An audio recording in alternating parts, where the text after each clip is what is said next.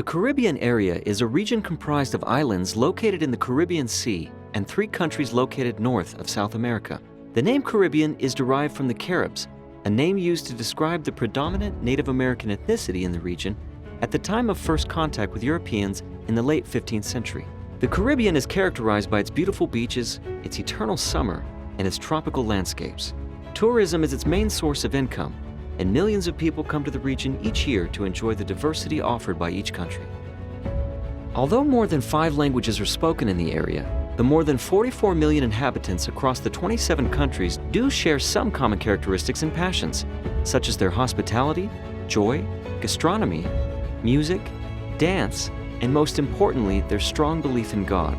Due to the continued progress of religious freedom, the Caribbean area enjoys worshiping and serving God in its own way. The Caribbean has 2 operating temples, one in the Dominican Republic and one in Haiti.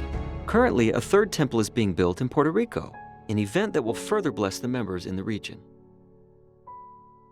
Because of its relationship with the United States, Puerto Rico was the first country to open its doors to the restored gospel. The name of Puerto Rico is derived from its abundance of natural resources. San Juan is the capital of Puerto Rico and the 2nd oldest city in America. The tasty cuisine of Puerto Rico comes from a mixture of Spanish, American, British, and African influences.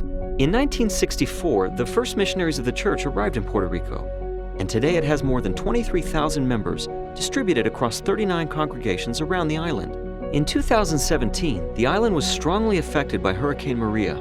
The storm caused immense destruction, from which the island is still recovering. A year after the hurricane, on September 2, 2018, President Russell M. Nelson visited the beautiful island of Puerto Rico and held an historic meeting with the saints of the country. Better days are ahead for the people of Puerto Rico, knowing that the best days of your life are ahead for you and for your loved ones.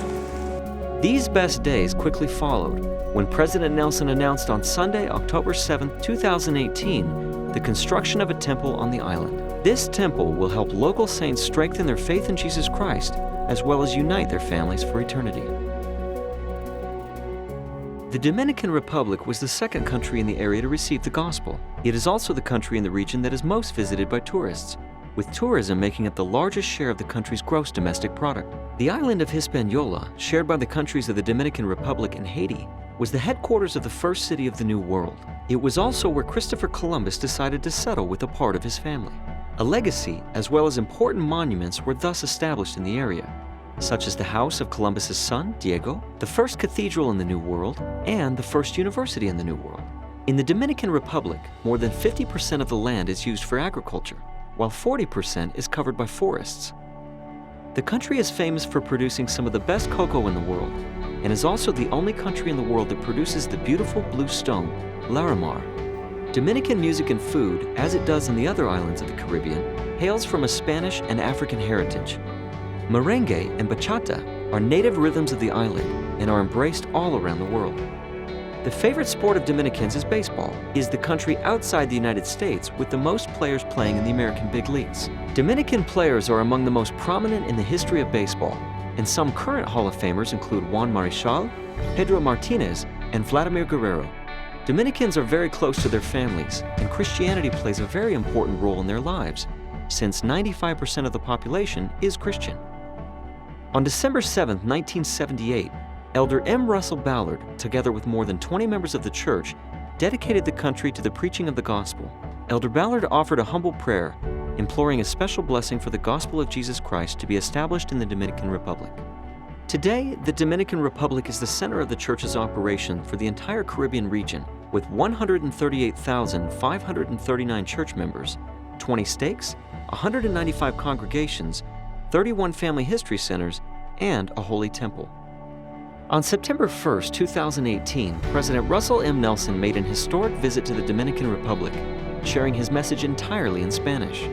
Por favor, guarden los mandamientos de Dios. President Nelson concluded his comments in Spanish by invoking an apostolic blessing for his great audience, assuring them that they will prosper on earth and enjoy their posterity by keeping the commandments of God. In just 41 years, the church has experienced rapid and steady growth. Many consider this a sign that the hand of the Lord has been with the Dominican Republic since its foundation, as it's the only country in the world in which the Bible appears on its coat of arms open to the passage John 8:32, which reads, "And ye shall know the truth, and the truth shall make you free." This remarkable feature was highlighted by President Nelson during his ministering visit in 2018. I don't know of another country that has a representation of something sacred in the way of deity, the Bible, the Word of the Lord. And so the Dominican Republic is remarkable that way. The national motto of Trinidad and Tobago is, "Together we aspire, together we achieve." Thanks to the kindness of its people, Trinidad and Tobago is a special destination in the Caribbean. The red of its flag represents the energy and courage of the people. Trinidad and Tobago enjoys the strongest and most consistent economic growth in the Caribbean. The people of Trinidad and Tobago love to celebrate. People of other beliefs are also welcome to religious festivals. The Constitution and the government protect religious freedom and seek to promote this harmony. On February 22, 1990, Elder M. Russell Ballard of the Quorum of the 12 Apostles visited Trinidad and dedicated the land for the preaching of the gospel. To date, the island has more than 3,400 members of the church across 8 congregations. Members on this beautiful Caribbean island continue to strengthen their faith as they live the gospel. Jamaica is famous for growing sugarcane, bananas, nutrient-rich vegetables, and sweet fruits.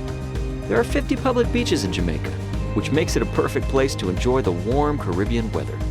Jamaicans rely heavily on their friends and family. This is reflected in their growth and spiritual unity. Jamaican music has had a great influence worldwide, as Jamaica is the birthplace of many genres and important artistic innovations. Jamaica is a very Christian country, and it has more churches per square mile than any other place in the world. Every morning, students attending Jamaican public schools recite the Lord's Prayer.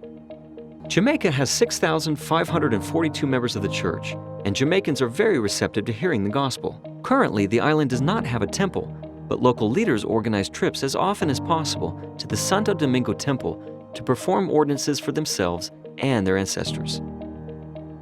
Of all the Caribbean islands, Cuba is the largest. Its history is reflected in its food, architecture, art, and music.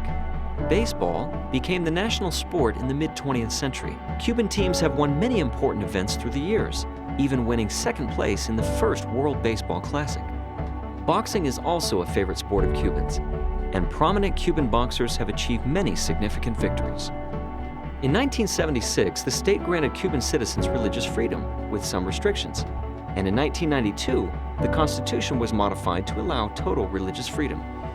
Cuba's literacy rate is 99%, one of the highest in the world, and all children in Cuba between the ages of 6 and 15 must attend school. Because of its great educational development, this beautiful island has one of the highest ratios of doctors. Many of these Cuban doctors are sent to countries where medical assistance is required. Elder David A. Bednar dedicated the land of Cuba for the preaching of the gospel on February 16, 2012. He blessed the country and its people and promised that the church would take root in the fertile Cuban soil. On October 24, 2019, the Cuban ambassador, Jose R. Cabañas, met with the First Presidency during his visit to Utah. The ambassador reaffirmed that the church is welcome in Cuba. He was happy with the things he saw in Utah and with the kindness of its people. Although the members of the church in Cuba are small in number, each member is very valuable. Great things are expected for this people. In Haiti, 79% of the population lives in rural areas, but while Haiti is the poorest country in the Western Hemisphere, Haitians are a very hardworking people. Haitian music is influenced by French colonial ties as well as African immigration. Although the 2010 earthquake left most of the country in ruins, and while many people lost their homes, jobs, and family members, the saints in Haiti are full of love, hope, and trust in the Lord. Today, Haiti has more than 23,700 members across 5 states.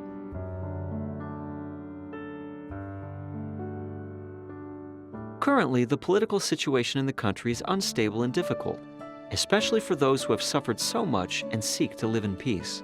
But church members remain firm, establishing the kingdom in this country and strengthening their families despite the circumstances. For decades, Latter-day Saints in Haiti had to travel to a neighboring country, such as the Dominican Republic or other areas, to receive their temple blessings. For a variety of reasons, many faced difficulty getting to the temple, so having a temple in Haiti was a dream for which many yearned. The long wait ended when President Thomas S. Monson announced in April 2015 the construction of a temple in Haiti. The temple was dedicated on September 1, 2019 by Elder David A. Bednar of the Quorum of the 12 Apostles, who presided over the dedication of the glorious temple in Haiti.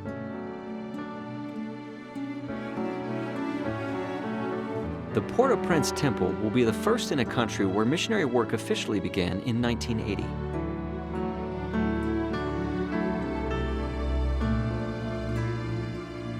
The Caribbean is a wonderful region, blessed by God. In the Scriptures, the prophets have said, "Great are the promises of the Lord unto them who are upon the isles of the sea." This promise continues to be realized with the establishment of the Church, from the French and English Guyanas and Suriname to each and every island scattered in this beautiful Caribbean Sea. The Caribbean is home to good and cheerful people, but above all, firm believers in God and Jesus Christ.